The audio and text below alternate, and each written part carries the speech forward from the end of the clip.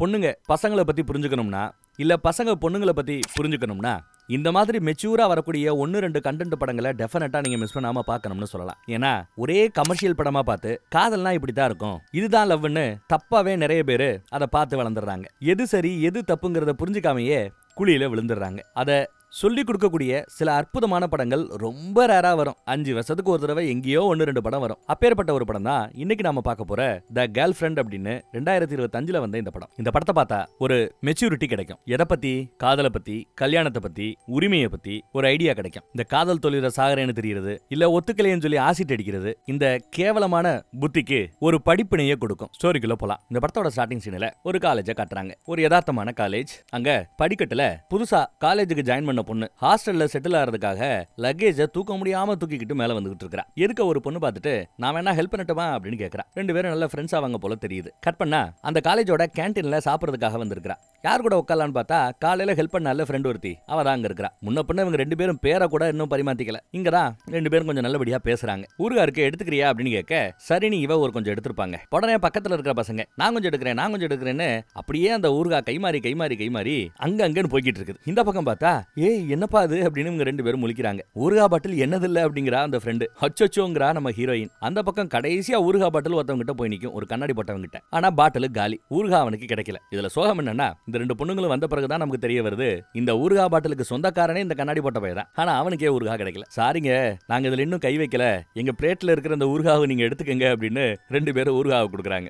இப்போ அவங்க 2 பேர் பிளேட்ல ஊருகா இல்ல. சோகமா போக எப்பா வாங்க இருக்கிறத ஷேர் பண்ணி சாப்பிடுவோம்னு நம்ம பையன் கொஞ்சம் கேஷுவலா அதை எடுத்துக்கிறான். அப்புறம் 3 பேரும் ஷேர் பண்ணி சாப்பிட்டுக்கிறாங்க. அந்த கண்ணாடி போட்ட பையன் மேக்ஸ் டிபார்ட்மெண்ட் எடுத்திருக்கான். இந்த ஃப்ரெண்டுகாரி கம்ப்யூட்டர் சயின்ஸ் எடுத்திருக்கா. நம்ம ஹீரோயினோ எம்ஏ இங்கிலீஷ் எடுத்திருக்கா. லிட்ரேச்சர் படிக்கிறாளாம், மாஸ்டர் டிகிரி இங்கிலீஷ்ல லிட்ரேச்சர்ல. கட் பண்ணி காலேஜுக்கு வெளியில பார்த்தா ஏதோ ராகிங் நடந்துட்டு இருக்கிறாப்ல தெரியுது. ஒரு பக்கம் ஒரு அழகான பொண்ணை, ஒரு மாடர்ன் பொண்ணை ராகிங் பண்ணிட்டு இருக்காங்க சீனியர்ஸ். இன்னொரு பக்கம் நம்ம படத்தோட ஹீரோ இவர்தான் புதுசா ஜாயின் பண்ணி இருக்கான். அவனை சீனியர்ஸ் ராகிங் பண்ணிட்டு இருக்காங்க. ஏதோ ஆட சொல்லி பாட்டு போடாம எப்படி ஆடுறதுன்னு கேட்க சும்மா ஏதோ ஓடுது ஆடுறா அப்படிங்கிறாங்க. அப்புறம் ஜாயின் பாட்டு மாதிரி ஏதோ ஓடுது, இதுக்கு தான் ஆடணும்னு சொன்னதும் அதுக்கும் இறங்கி குத்துன்னு குத்துறான். அந்த பக்கம் ராகிங் பண்ணிட்டு இருக்கிற சீனியர்ஸும் சரி, ராகிங் பண்ணப்பட்டு இருக்கிற ஜூனியர்ஸ், அந்த மாடர்ன் பொண்ணு உட்பட எல்லாருமே அதை ஆணு வாயப்பழந்து பார்த்துட்டு இருக்காங்க. சீனியர்ஸே டேய் நீ தாண்டா நம்ம படத்தோட ஹீரோங்கிறாப்ல, இந்த காலேஜுக்கே நீ தாண்டா ஹீரோங்கிறாப்ல தூக்கி கொண்டாடுறாங்க. கட் பண்ணி இப்போ கிளாஸ் ரூமுக்குள்ள என்ன நடக்குதுன்னு பாருங்க. வெள்ளதாடி ஒருத்தர் வரார், நம்ம சின்மியோட ஹஸ்பண்ட் நினைக்கிறேன். இங்கிலீஷ் டிபார்ட்மெண்டோட ஹெச்ஓடி, இவங்களுக்கு கிளாஸ் டீச்சரும் கூட. எதுக்கு இந்த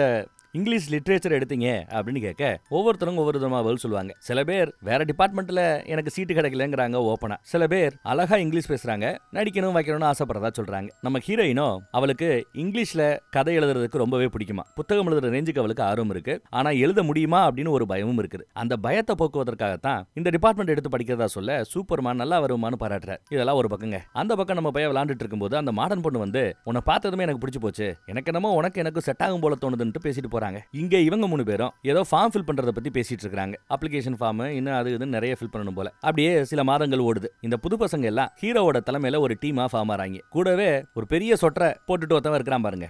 அவன் இன்னும் க்ளோஸ்னு சொல்லலாம். யாருக்கு? நம்ம ஹீரோவுக்கு க்ளோஸ் ஃப்ரெண்ட். பேசிட்டு இருக்கும்போது இந்த பக்கம் மாடர்ன் பொண்ணு போனை போட்டு என்னடா படத்துக்கு கூப்பிட்டேன் வரமாட்டேன்ட்ட அப்படின்னு ஏதோ விசாரிச்சுட்டு இருக்கா. இல்ல பசங்களோட இருந்தேன், கால் 2 தடவை அடிச்சிருக்கா போல, காலையும் எடுக்கல போல. எவ்வாறு என்னைக்காவது ஒரு நாள் நீயே வந்து என்கிட்ட கெஞ்சுவ இந்த மாதிரி ஒரு பொண்ணுகிட்ட பேசணும் வைக்கணும்லாம் பேசும்போது அவ்வளவு சீனிங் இல்லையது, நீ தேவையில்லாத ஆசை நீ வளர்த்துக்காத, உனக்கு எனக்கு செட் ஆகுதுங்கிறாப்புல நம்ம பய பேசுறாங்க. அப்புறம் பசங்க அங்க இருந்து காலேஜுக்கு கிளம்பி வரையில பார்த்தா நம்ம பிள்ளைங்க 2 ஏதோ ஒரு கார்ல இடிச்சிட்டு வண்டியை தூக்க முடியாம தூக்கிட்டு இருக்காங்க. கார்ல இடிச்சவரே சத்தம் போடுறாரு, ஏமா அறிவு இருக்கா இல்லையா, இப்படியா வண்டி ஓட்டுவ, வண்டி எடுமா அப்படின்னு சத்தம் போட்டுட்டு இருக்காரு. நம்ம ஹீரோ இதை பார்த்துட்டு அங்க இருந்து பொங்கி வரார். என்ன பிரச்சனை, ஏன் ஓவரா சவுண்ட் கொடுக்குற அப்படின்னு வந்து பிரச்சனை பண்றாரு. நீங்க யாரா அப்படின்னு இவர் பதில் கேட்க பசங்க எல்லாம் அவரை ஒரு மாதிரி பிடிக்கிறாங்க. பொண்ணுங்கிட்ட எப்படி பேசணும்னு தெரியாதுன்னு சொல்லிட்டு அடிக்கிறாங்க. அப்படி ஒன்னும் அவர் தப்பா பேசல, ஹீரோயிசத்தை காட்டுறாராமா. ஏன் வேணாங்க விட்டுருங்கன்னு நம்ம ஹீரோயினும் கூட இருக்கிற ஃப்ரெண்டும் கத்துறா. நீங்க முதல் காலேஜ் கிளம்புங்க பாத்துக்கலாம் அப்படின்னு சொல்ல இவங்களும் பயந்துகிட்டு காலேஜ் எடுத்துட்டு கிளம்புறாங்க, வண்டி எடுத்துட்டு கிளம்புறாங்க காலேஜுக்கு. ஐயோ அவர் பாவண்டி அப்படின்னு அவங்களுக்குள்ள பேசிட்டு போறாங்க. இந்த பக்கம் அடிச்சுட்டு தான் காலேஜ் பேரை சொல்லி, தான் டிபார்ட்மெண்ட் பேரை சொல்லி, தான் கிளாஸோட பேரை சொல்லி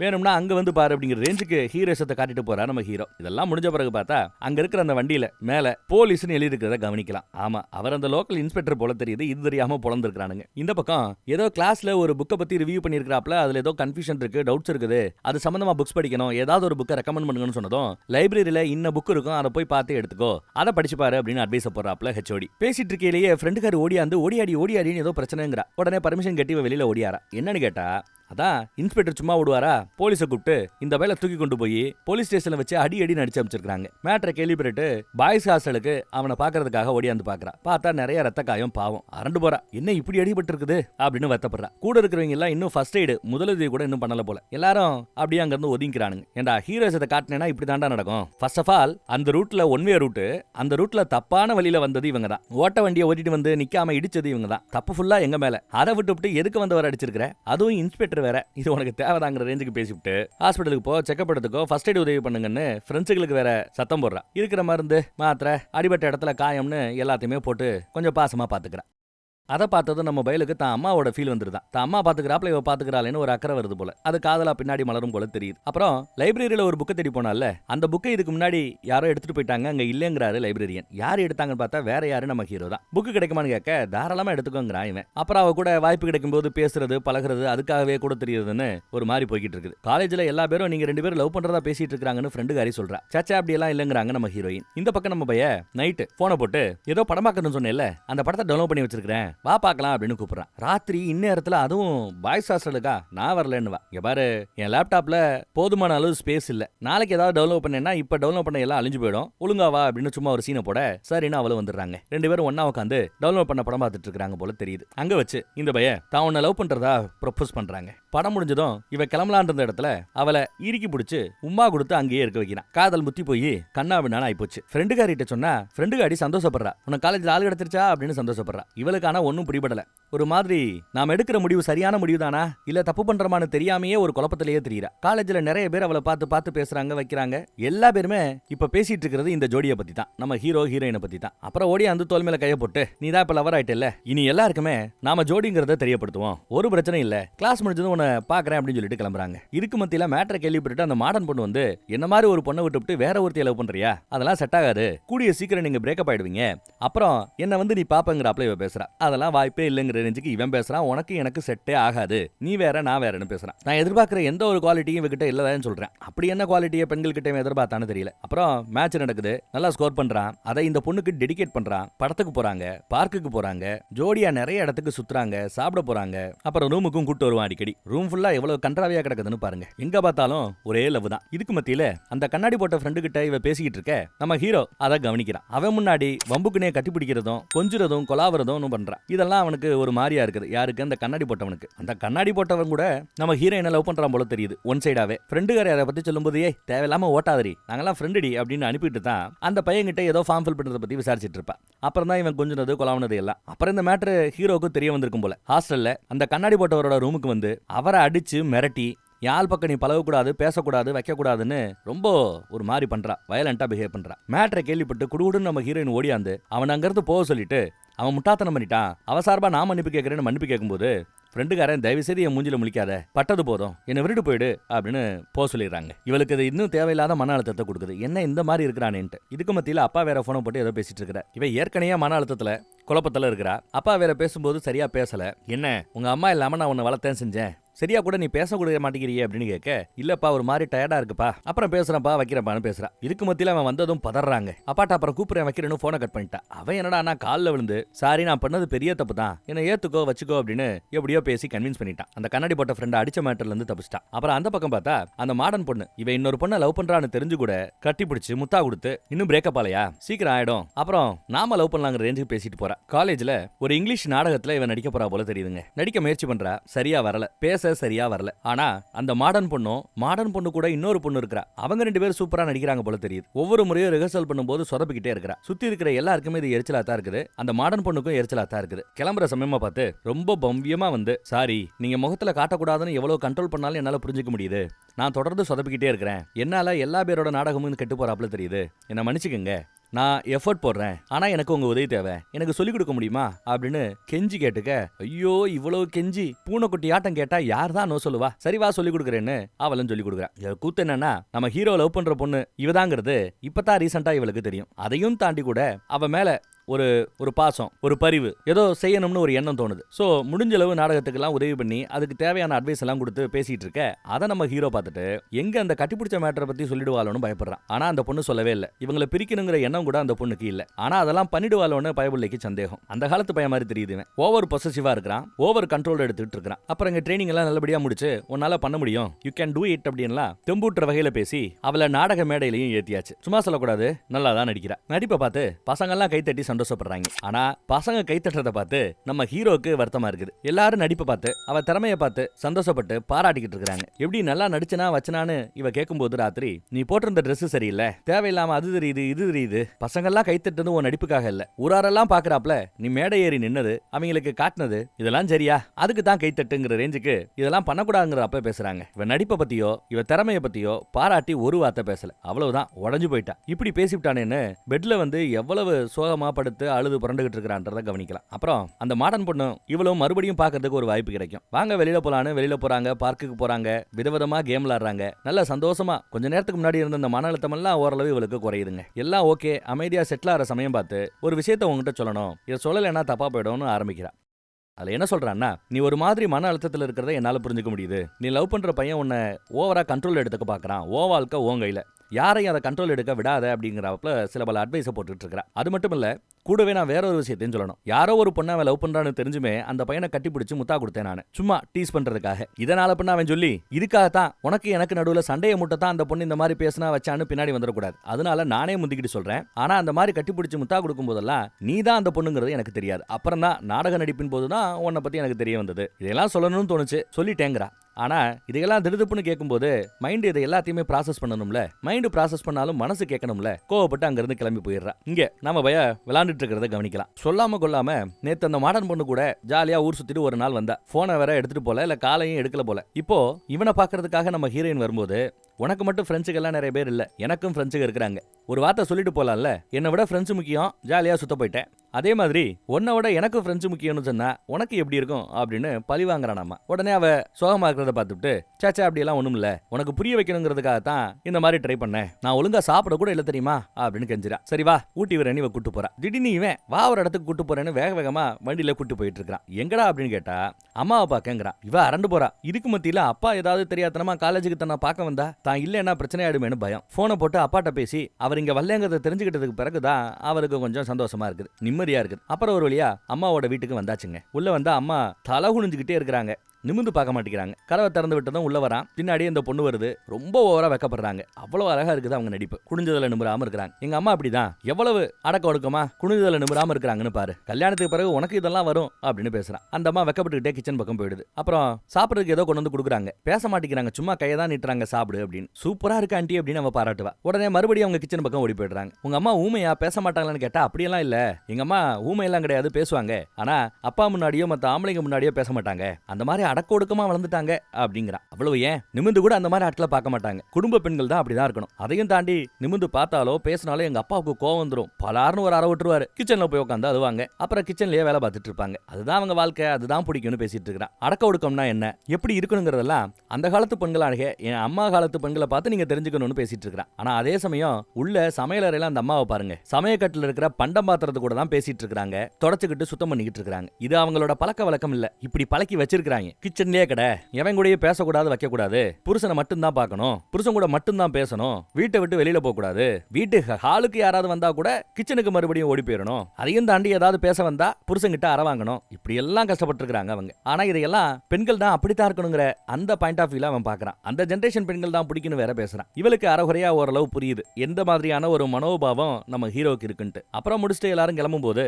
நான் ஃப்ரெண்ட்ஸை பார்த்து வந்துடுறேன், கொஞ்ச நேரம் இங்க இருங்க, அப்புறம் போகலாம்னு சொல்லிட்டு நம்ம ஹீரோ கிளம்பிடுறான். உள்ள உட்காந்துட்டு இருக்காங்க. தன்னோட பழைய ஆல்பத்தை எடுத்துட்டு கொண்டு வந்து கொடுக்குறாங்க. இதை பாரு அப்படின்னு கொடுக்குறாங்க. இன்னும் பேச காணோம். ஆல்பத்தை எடுத்து பார்த்தா குழந்தையா சிரிச்சா நல்ல சந்தோஷமா இருக்கிறாங்க. அதெல்லாம் பார்த்துட்டு இது நீங்க தானே ஆண்டி அப்படின்னு கேட்க ஆமான்னு தலையாட்டுறாங்க. எவ்வளவு அழகா, எவ்வளவு சந்தோஷமா, எவ்வளவு சிரிப்போட இருக்கிறீங்க. ஆனா இப்ப ஏன் ஆண்டி இப்படி ஆயிட்டீங்க அப்படின்னு கேட்டதும் அவங்க முகம் அப்படியே மாறுறத கவனிக்கலாம், கண்ணு கலங்குறத கவனிக்கலாம். சோ அவங்க கஷ்டத்தை ஒத்த வார்த்தையில சொல்லாம சொல்லிட்டான்னு சொல்லலாம். அப்புறம் வந்துடுறான், கிளம்பலான்னு சொல்றான். சரின்னு இவளும் கிளம்பும்போது அவளோட கையை பிடிச்சிக்கிட்டு கொஞ்ச நேரம் விடாம இருப்பாங்க. எங்க விட்டா இவங்கள மாதிரியே தன்ன மாதிரி ஒன்று பயந்துகிட்டு கையை உதறிட்டு அவ ஓடியாந்துடுறா. அப்புறம் சாப்பிட்டுட்டு இருக்கும்போது, எப்பா நம்ம கல்யாணத்துக்கு பிறகு நான் எங்கப்பா இருப்பேன் அப்படின்னு கேட்க, வேற என்ன, என் வீட்டுல தான், அம்மா கூட தான், அம்மா கூட ஜாலியா ராணி மாதிரி இருங்கிறா. ஏ இல்லப்பா வேலைகளுக்கெல்லாம் நான் போக வேண்டாமா அப்படின்னு கேட்க, வேலையா எதுக்கு, உன்னால எவ்வளவு வேலையை தான் பார்க்க முடியும், அம்மா வேற உடம்பு சரியில்லை, வயசாயிட்டு வேற போகுது, பழைய மாதிரி எல்லாம் இப்ப ஒழுங்கா சமைக்க மாட்டேங்கிறாங்க, நீ எல்லாத்தையும் டேக் ஓவர் பண்ணா நல்லா இருக்குமே அப்படின்னு பேசுறான். அதை தாண்டி வேலைக்கு போறதெல்லாம் போலாம், அந்த ரேஞ்சுக்கு நான் யோசிக்கிறேன் இல்ல. ஆனா நாளை பின்ன கல்யாணம் ஆகும், அப்புறம் குழந்தை குட்டி பிறக்கும், அப்புறம் அவங்க ஸ்கூலுக்கு போற வரைக்கும் மறுபடியும் எல்லாத்தையும் பார்க்கணும். பெட்டர் அதுக்கெல்லாம் கஷ்டப்படாம நீ ஃப்ரீயா இருக்கிறதா, எல்லாத்துக்கும் சேர்த்து நான் சம்பாதிக்கிறேன் வைக்கிறேன் அப்படின்னு பேசிட்டு இருக்காங்க. இவளுக்கோ ஒரு மாதிரி அவளை சுத்தி இருக்கிற அந்த ஸ்பேஸ் அது சுருங்கி போறாப்ல ஃபீல். உலகம் எவ்வளவு பெருசு,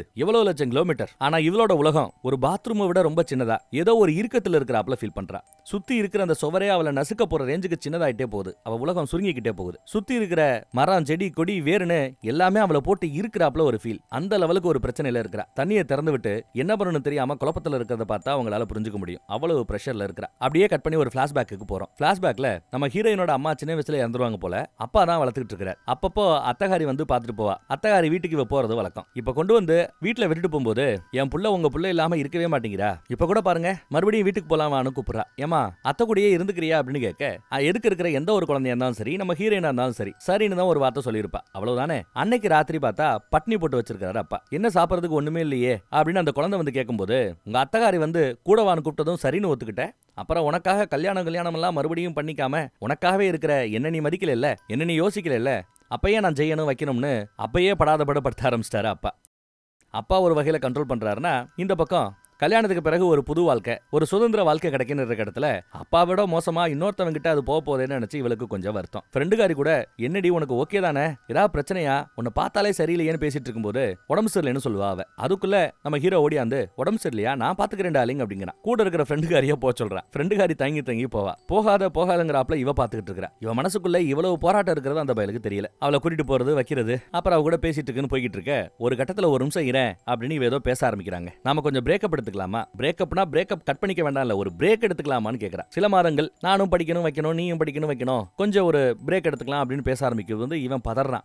என்ன இப்படி எல்லாம் பேசுற வைக்கிற, என்னாச்சு, நீ இல்லாம என்னால இருக்க முடியாது தெரியுமா அப்படி இப்படின்னு பேச ஆரம்பிக்க, இவ அவளோட கையில இருக்கிற அந்த நகத்தையும் கையில இருக்கிற அந்த ஸ்கின்னையும் என்ன பிராண்டா பாருங்க. ஏன்னா வாய் வரைக்கும் வந்துருச்சு, வேணா நம்ம விளைவிக்கலாங்கிறத. ஆனாலும் சொன்னா ஏதாவது சொல்லிட்டு சொல்ல மாட்டேங்கிறா. ஒண்ணும் இல்லன்ட்டா கடைசியில. சரி பரவாயில்ல ஒன்னும் பிரச்சனை இல்லன்ட்டா. ஆனா இவ வாழ்க்கை இவ கையில இருக்கிறாப்ல தெரியல. இவளோட ரூம்ல கூட பாருங்க டு டூ லிஸ்ட்னு எழுதி வச்சிருக்குது. என்னென்ன பண்றாங்க பாருங்களேன். தான் காதலனோட பைக் சர்வீஸ் ரிமைண்டர் கொடுக்கணுமா, எப்போ பைக்கை சர்வீஸ் பண்ணுங்கிற டேட்டா ரிமைண்ட் பண்ணணும், அவனோட துணியை துவைச்சு போடணும், லாண்ட்ரி பண்ணணும், அப்புறம் ஒரு 4 புக் படிக்கணும்னு இவ கொஞ்சம் ஆசையோட இருப்பா போல. அதையெல்லாம் முடிக்கணும்னு இன்னும் சில பல கனவுகள்லாம் இருக்குது. அது எதுவுமே நடக்கிறாப்ல தெரியல. அவனுக்கு வேலைக்காரியா இருக்கிறதா வேலைங்கிற ரேஞ்சுக்கு போய்கிட்டு இருக்குது. எங்க போனாலும் எங்க அவங்க கூட சுத்தினாலும் செஞ்சாலும் நிம்மதி இல்லாம இருக்கிறா. ஒரு மாதிரி பேயடைச்சாப்ல தான் இருக்கிறா. ராத்திரி அவளோட ரூம்லயே தங்கிட்டு காலையில 6:10 கிளம்பி அவன் வெளியில போறான். சோ ஒரே ரூம்ல தங்குறது வைக்கிறதெல்லாம் அங்க சகஜமாயிடுச்சு. லிவிங் டுகெதர் ரேஞ்சுக்கு போயிட்டு இருக்குது போல. அப்பயும் அவன் நிம்மதியா இல்ல. எதையோ பறிகொடுத்தாப்லயே திரியிறா இருக்கிறா. அவளை குஷிப்படுத்துறதுக்காக வெளியில கூட்டு போறான் செய்யறான். அப்பயும் நிம்மதி இல்ல. அதுக்குள்ள பார்த்தா அப்பா ஒரு நாள் தான் பொண்ணை தேடி வராப்ல. ஹாஸ்டல்ல இருக்கிற நேரங்கிறதுனால ஹாஸ்டல் பக்கம் வர ரூம் நம்பரை சொல்லிட்டாங்க ரிசப்ஷன்ல. ரூம் நம்பர்ல வந்து கதவை தட்டினா உள்ள இருந்து அந்த பையன் வரான். பொண்ணோட ரூம்ல இருந்து ஒரு பையன் வரதை பார்த்துட்டு எந்த அப்பனால சும்மா இருக்க முடியும், பயங்கர ரணகலம் பண்றாரு. சார் ஒழுங்கா பேசுங்க, மரியாதை பேசுன்னு சொல்லும்போது உனக்கு ரெண்டா மரியாதைன்னு அடிச்சு போடுறாரு. அவனுக்கு இன்னும் கோவம் வருது. அமைதியா இருங்கன்னு இருக்கிறான். நீ இப்பயே கிளம்பி வா அப்படின்னு பொண்ணை இழுத்துட்டு தரன்னு போறாரு. அதுக்குள்ள இவன் டவுசரோட வெளியில வந்தவன் பேண்ட போட்டுட்டு வேகமா கிளம்பிக்கிட்டு வந்துட்டு இருக்கான். அப்பாவோட குறுக்கால போய் நிக்கிறான். என்ன மீறி உங்க பொண்ணை கூட்டு போக முடியுமா அப்படிங்கிற ரேஞ்சுக்கு மிரட்டுறான். பொண்ணோட கையை பிடிச்சிட்டு இருக்கிற வரைக்கும் விடமாட்டேன்னு அடம்பிடிக்க இவர் காண்டாயி விறுவிறுவிறு நேரா போறார் ஹெச்ஓடி கிட்ட கம்ப்ளைண்ட் பண்றதுக்காக. வேணான்னு பொண்ணு அழுதுகிட்டு இருக்கா. பின்னாடியே வரா. கேட்கலையே. ஹெச்ஓடி கிட்ட வரைக்கும் போயாச்சு. இவ அப்படியே ஒளிஞ்சுக்கிறாங்கிட்டு என்ன நடக்குதுன்றதை மட்டும் கேட்க முடியுது இவளால. வெளியில இருந்துட்டு கேட்கறா. வந்தவர் நீங்க காலேஜ் நடத்துறீங்களா இல்ல லாட்ஜ் நடத்துறீங்களான்னு கேட்கிறார். என்னங்க சார் உங்களுக்கு பிரச்சனைன்னு கேட்டா, என் பொண்ணோட டிசி உடனே வேணும், இந்த காலேஜ்ல என் பொண்ணு படிக்கிறதுக்கு இந்த காலேஜ் தகுதியானது இல்ல, டிசியை கொடுங்கன்னு பிரச்சனை பண்ண ஆரம்பிக்கிறார். என்னங்க பிரச்சனை சொல்லி தொலைங்க அப்படின்னு கேட்டா, இந்த மாதிரி தான் பொண்ணோட ரூம்ல வேற ஒருத்தர் இருக்கிறத பத்தி சொல்ல, இங்க பாருங்க உங்க பொண்ணு ஒன்னும் பேச்சுலர் டிகிரி படிக்கல, பேச்சுலர் டிகிரிலாம் முடிச்சு மாஸ்டர் டிகிரி பண்ற ரேஞ்சுக்கு வயசும் வந்துருச்சு, மெச்சூரும் ஆயிருக்கா. சோ மெச்சூரான ஒரு 2 பேர், வயது வந்த 2 பேர் என்ன பண்றாங்க ஏது பண்றாங்கறதான் காலேஜ் பார்க்க வேண்டிய அவசியம் இல்ல. அது அவர்களோட தனிப்பட்ட உரிமை. அதுல நாங்க தலையிட மாட்டோம்னு தெளிவா சொல்றாரு. படிச்சவர் அப்படிதான் பேசுறாப்ல. அப்படியா, சரி எக்கட கெட்டு போ. இந்த மாதிரி ஒரு காலேஜ்ல என் புள்ள படிக்க வேண்டாம், டிசியை கொடு அப்படின்னு கேக்குறாப்ல. டிசியை நீங்க கேக்குறதுனால எல்லாம் கொடுத்துட முடியாது, உங்க பொண்ணு எழுதி கொடுக்கணும். டிசி வேணும் கொடுங்கன்னு, அப்பதான் என்னால கொடுக்க முடியும் அப்படின்னு சொன்னதும் காண்டாயி அவரோட லேப்டாப்பையே தூக்கி போட்டு உடைச்சு விறுவிறுன்னு கிளம்புறாப்ல. அப்பா வேணாம்பா, கோவப்படாதப்பா, நான் சொல்றதை கேளுப்பா அப்படி இப்படின்னு கெஞ்சி கெதறி வந்தாலும் விடலையே, மதிக்கலையே. சீ, அவ்வளவு அரிப்பெடுத்து போய் அலையறியான்னு கேக்குறாரு. அவ்வளவுதான், அந்த பொண்ணு ஒடிஞ்சு போயிடுறா. ஒரே ஒரு கடைசி வாய்ப்பு கொடுங்கன்னு கேக்குற இடத்துல பொலிர்னு அடுத்து ஒரு அரை. சீ அப்படின்னு சாக்கடைய புழுவ பாக்குறாப்ல பாத்துட்டு போறாரு. அந்த பொண்ணு அங்கேயே செத்து போச்சுன்னு சொல்லலாம். இதுல இவன் வேற பொண்ணெல்லாம் கூட்டு போக விட மாட்டோம்னு பிரச்சனை பண்றான். இவனை மீறி இவரால எதுவும் செய்ய முடியல. கேட் வரைக்கும் போனவர் அப்படியே நின்னு பார்த்துட்டு அழுதுகிட்டே அங்கிருந்து கிளம்பிடுறாருங்க. யூ ஓகே டார்லிங் அப்படின்னு இந்த பொண்ணை விசாரிக்கிறான். அழுதுகிட்டு இருக்கிறவகிட்ட எப்படி பிஹேவ் பண்ணணும்னு தெரியல அவனுக்கு. அடுத்து பாருங்க, அதோட நிக்கல, தான் பசங்கிட்ட போய் நான் ஏற்பாடுகளை பண்ணிட்டு வரேன், யாழ கவனிச்சுக்கங்க, அவங்க அப்பா இங்க வந்தா கூட்டிட்டு போக விட்டுறாதீங்க அப்படிலாம் சொல்லிட்டு அவன் வேக வேகமா கிளம்புறா ஊருக்கு. இந்த பக்கம் அப்பாவுக்கு போன் போட்டா அப்பா போனே எடுக்க மாட்டேங்கிறார். 10 தடவை கால் பண்றா எடுக்கல, 100 தடவை கால் பண்றா எடுக்கல. அவர் மாதிரி வாழ்க்கையே வெறுமையா போனாப்ல சுத்தி திரிஞ்சிட்டு இருக்கா. 1000 தடவை கால் பண்றா, அப்பையும் எடுக்கல அப்பா. ஹெச்ஓடியே பார்த்து கொஞ்சம் 4 விதமா படிப்பை பாரு, எக்ஸாம் வருது படி அப்படின்னு அட்வைஸ் போட்டுட்டு இருக்காப்ல. உங்க லேப்டாப் அப்பா உடச்சிட்டாரு, கொஞ்சம் டைம் கொடுங்க, நான் உங்களுக்கு புது லேப்டாப் வாங்கி கொடுக்குறேன்னு சொல்ல, அதெல்லாம் பிரச்சனை இல்லம்மா, உன் வாழ்க்கையை பாருமா அப்படின்னு அட்வைஸ் போட்டு போறாரு. ஊருக்கு போனவன் திரும்பி வந்துட்டு ரொம்ப சந்தோஷமான செய்திங்கிறான். அங்க ஒரு கிளாஸ் ரூம் எம்டியா இருக்கும், அந்த ரூமுக்குள்ள கூட்டிட்டு போய் ஃப்ரீயா பேசணும் உள்ள கூட்டு போயிட்டு இன்னையில இருந்து உனக்கு சுதந்திரங்கிறான். வீட்டுல இருந்தா வந்திருக்கிறேன், எல்லா ஏற்பாடுகளையும் பண்ணிட்டேன், அம்மா கிட்டையும் சொல்லிட்டேன், கோயிலுக்கும் போயிட்டேன், பூசாரியையும் பார்த்துட்டேன், ஆல் செட். நாளை கழிச்சு நல்ல நாளா, சுப முகூர்த்தமா, நாளை கழிச்சு கல்யாணம் பண்ணிக்கலாம்னு குண்டை தூக்கி போடுறான். ஏய் என்னப்பா சொல்ற, அப்ப என் படிப்பு எக்ஸாம்னு கேட்டா அதுவா முக்கியம், நம்ம ஒன்னா இருக்கிறதா முக்கியம். எல்லாம் கல்யாணம் ஆயிடுச்சுன்னா அவர் கொஞ்சம் புரிஞ்சுப்பாரு, கல்யாணம் ஆன பிறகு நீ என் வீட்டுக்கே வந்துடலாம், எங்க அம்மா கூட நீ சேஃபா இருக்கலாம், உங்க அப்பாவால ஒன்னும் பண்ண முடியாதுன்னு பேசுறான்.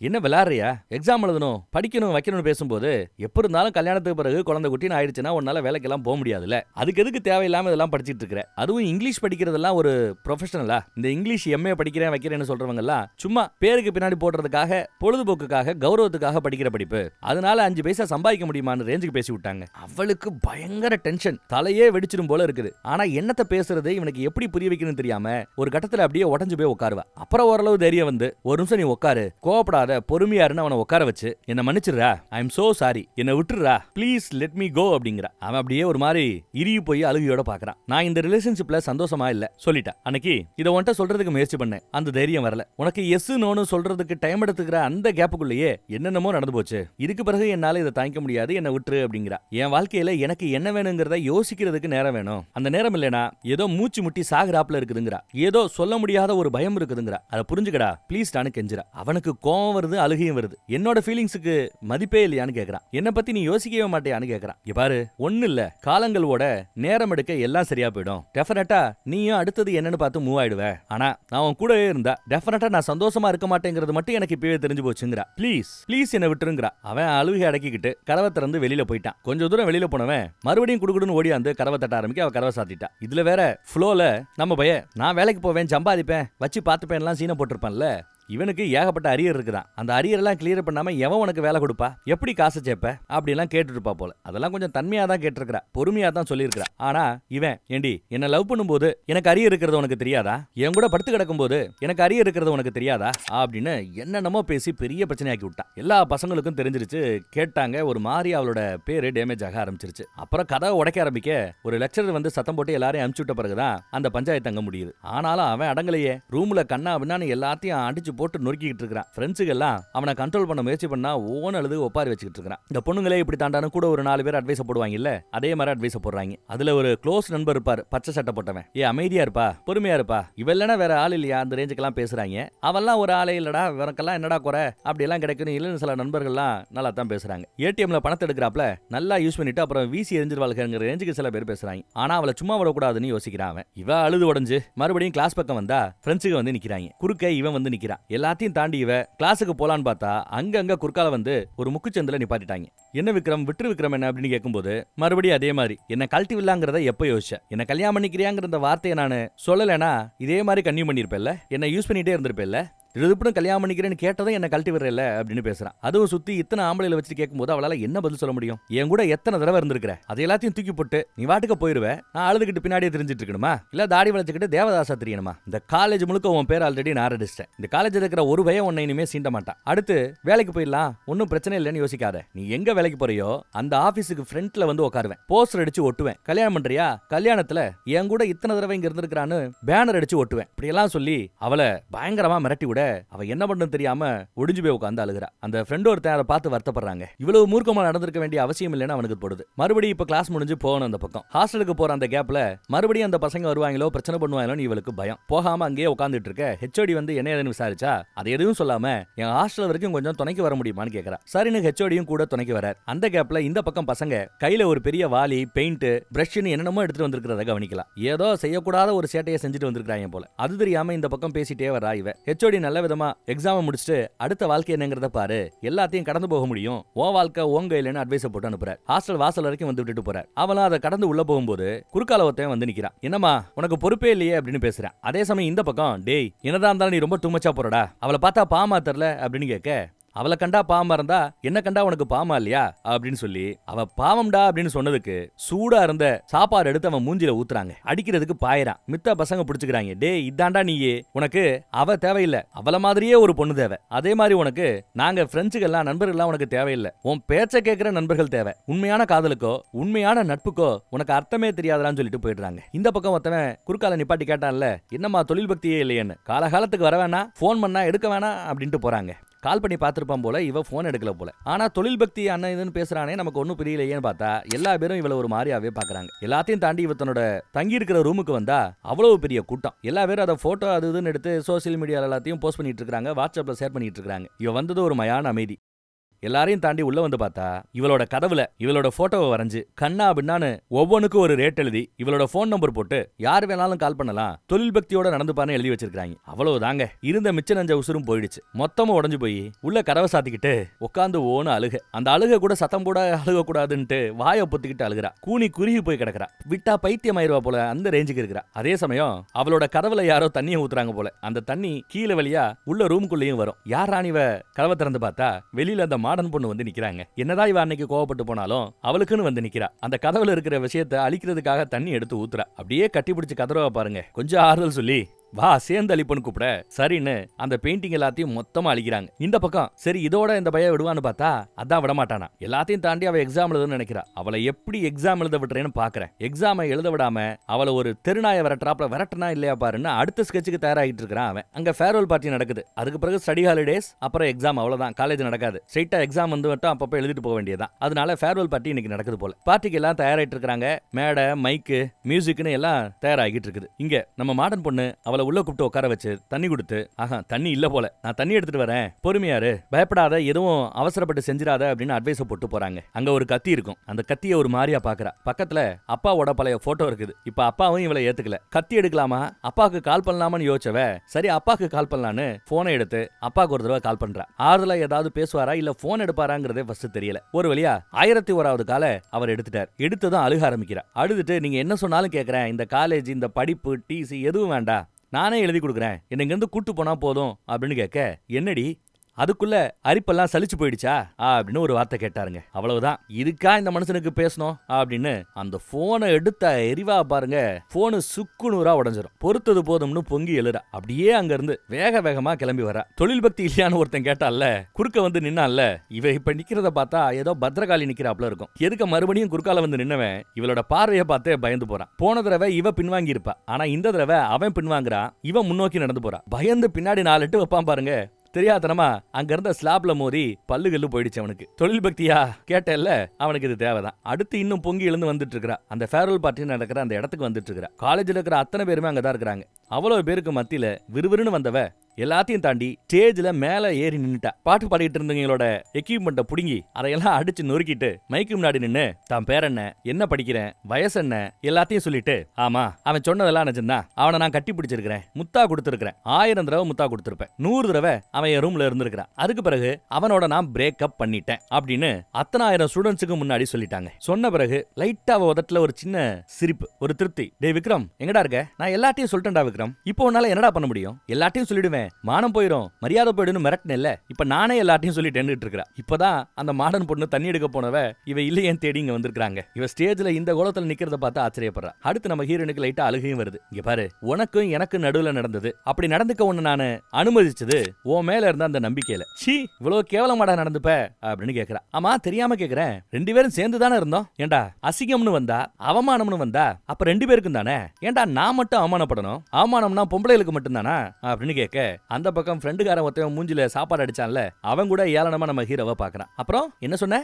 எனக்கு கல்யாணம் நடந்தா என் கல்யாண மண்டபத்துக்கு வருவ, வெளியில நீயும் நானும் இருந்த போட்டோவை பெரிய பேனரா அடிச்சு பேனரை நிப்பாட்டுவ, சுத்தி போஸ்டர் அடிச்சு ஒட்டுவ. இங்க பாரு, என்னைக்காவது ஒரு நாள் எனக்குன்னு ஒருத்தன் வருவான், உன்ன மாதிரி இல்லாம மெச்சூரா நடந்துக்க தெரிஞ்ச ஒருத்தவன் வருவான், டீசென்டான ஒருத்தவன் வருவான். அப்போ நானே இதை எல்லாத்தையும் பத்தி அவங்கிட்ட சொல்லுவேன்டா. நீ என்னடா சொல்றது, நீ என்னடா போஸ்டர் ஒட்டுறதுங்கிற. அப்பேற்பட்ட ஒருத்தனை நான் கண்டுபிடிக்கலனா கூட பார்க்கலனா கூட கடைசி வரை கல்யாணமாகாமே ஜம்முன்னு ஜாம்னு வாழ்ந்துட்டு போறேன். ஆனா எவ்வளவு சந்தோஷமா வாழணுங்கிறத நான் உனக்கு காட்டுறேன் அப்படின்னு ஒரு பேச்சு பேசுவா. இப்ப சொல்றா இப்போ உன்னால என்னடா புடுங்க முடியும், புடுங்கடா பாப்போம் அப்படின்னு கேட்க, இவ ஒரு மாதிரி கண்களையும் போய் நிக்கிறான். அந்த மாடர்ன் பொண்ணு அதை பார்த்து சிரிக்கிறா, சந்தோஷப்படுறா. அந்த ஃப்ரெண்டுக்காரனும் சிரிக்கிறான், சந்தோஷப்படுறான். ஊடாலையவனோ பொடி அப்படின்னு ஏதோ கெட்ட வார்த்தையில திட்ட பாக்குறான். நிறுத்துறா அப்படின்னு இவ சத்தம் போடுறா. என்னடா தெரியும் உங்களுக்கு என்ன பத்தி? அதிகபட்சம் திட்டுவியா, திட்டிட்டு போயிட்டேறா அப்படின்னு சொல்லிட்டு டே விக்ரம் அப்படின்னு கத்துவா. கத்திட்டு அங்க இருந்ததை எடுத்துட்டு விடுன்னு வேகமா ஓடியாந்து எதுக்கு இருக்கிற இந்த விக்ரம பார்த்து ஓங்கி ஒரு ஓங்கா பாருங்க. மனுஷன் பயந்து போய் அப்படியே பின்னாடி 4 அடி பின்னாடி போய் உட்காந்துட்டா. ஓங்குனவ அடிக்கல, தலையில ஒரு போடு போட்டிருந்தா அவ்வளவுதான், அடிக்கல. இங்கிலீஷ்ல ஒரு கெட்ட வார்த்தையில திட்டுவாங்க, அப்படி திட்ட நினைச்சவ அதைத்தான் ஏற்கனவே பண்ணியாச்சு, ஒளிஞ்சு போடா அப்படின்ட்டு போறா. கட் பண்ணா இப்ப சில பல வருடங்கள் ஆயிடுச்சு. ஸ்டடி ஹாலிடேஸ் முடிஞ்சு, எக்ஸாம் முடிஞ்சு, நல்ல மார்க் எடுத்து கம்பெனில செலக்ட் ஆகி, கம்பெனில ஒரு நல்ல போஸ்டிங் வந்து, காருகிருன்னு சொந்தமா வாங்கி, அப்பாவுக்கு கூட அங்க இருந்து போனை போட்டு ஒழுங்கா சாப்பிடுங்க வைங்க, வேலைக்கு சாப்பிடணும் அப்படின்னு அப்பாவுக்கு அட்வைஸ் பண்ற ரேஞ்சுக்கு அப்பா பொண்ணு ரிலேஷன்ஷிப்பும் ஓரளவு அடுத்த லெவலுக்கு மலர்ந்து போயிடுச்சு. பழசெல்லாம் மறந்துட்டாங்க, நல்ல விஷயம். அப்புறம் எதிர்பார்த்தாப்லயே ஒரு புக் எழுதணும்னு சொன்னால அதை கூட சிறப்பா எழுதிட்டு இருக்கா. கூடிய சீக்கிரம் அந்த புக்கு ரிலீஸ் ஆகணும் நம்பலாம். ஹாயா உட்காந்து இப்படி புக் எழுதுறதுக்கு தேவையான நோட்ஸ் எடுத்துக்கிட்டு இருக்க, அந்த பக்கம் ஒரு ஃப்ரெண்டுகாரி வருவா.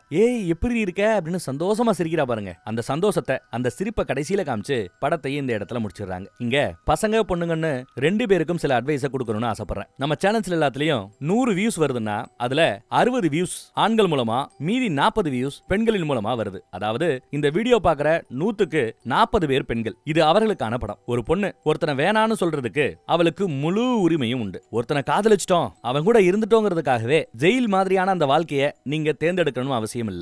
வேணான்னு பிரேக்கப் பண்ணிட்டு போறதுக்கு உங்களுக்கு முழு உரிமையும் உண்டு. காதல் பண்ணும்போது மட்டும்தானா? இல்ல, கல்யாணமே ஆனாலும் கூட, அதன் பிறகும் கூட அந்த வாழ்க்கை உங்களுக்கு ஒரு சிறை வாழ்க்கை மாதிரி இருக்கிற பட்சத்துல அந்த புருஷனையும் வேணான்னு சொல்லிட்டு போறதுக்கு உங்களுக்கு முழு உரிமையும் உண்டு. இந்த இடத்துல அந்த காதலனோ அந்த புருஷனோ அந்த பொண்ணுக்கு பின்னாடி ஒரு வேலிடான ரீசன் இருக்கிற பட்சத்துல அதை புரிஞ்சுக்கிற மெச்சூரிட்டியை வளர்த்துட்டு ஒதுங்கி போறதுதான் அந்த காதலனுக்கோ அந்த புருஷனுக்கோ அழகு. அதுக்காக நீங்களும் தேவதாஸ் மாதிரி தாடியை வளர்த்துக்கிட்டு அப்படியே பின்னாடியே தெரியணும், சரக்கடிச்சுக்கிட்டே தெரியணும்னு அவசியம் இல்ல. அதை தாண்டிய மெச்சூரிட்டி, அடுத்து தனக்குன்னு ஒருத்தி வருவா, தனக்குன்னு ஒரு குடும்பம் வரும், அவளை இன்னும் பெட்டரா பாத்துக்கணும் அந்த முனைப்போட அடுத்த வாழ்க்கையை தேடி போறதுதான் பசங்களுக்கும் அழகு. எப்போ அந்த பொண்ணுக்கு பின்னாடி ஒரு வேலிடான ரீசன் இருந்தா மெச்சூரா 2 பேரும் பிரிஞ்சு போலாம். இந்த படத்துல காட்டி இருக்கிறாப்ல வச்சுக்கோங்க, அந்த பொண்ணுக்கு பின்னாடி இருக்கிற வேலிட் ரீசன் அப்படி. ரைட், இதை தாண்டி படத்தை முடிஞ்சு போச்சு. இதுக்கு பிறகு நாம இனி பொதுவா பேசுவோம். இது வரைக்கும் நம்ம பேசுனது சரின்னு உங்களுக்கு தோணி இருக்கலாம். இப்ப இதே கேள்வியை கொஞ்சம் உல்டாவா பசங்களுக்காக கேட்டு பாக்குறேன். இந்த பொண்ணு பண்ணாப்லயே ஒரு பையன் ஒரு பொண்ணு கூட பேசி இருக்கிறான், பழகி இருக்கிறான், காதல் பண்ணி இருக்கிறான், கூட இருந்திருக்கான், எல்லாம் நடந்திருக்குது. அதுக்கு பிறகு இல்ல வேண்டாம் பிரேக்கப் பண்ணிக்கலாம்னு சொல்றான்னு வச்சுக்கோங்க.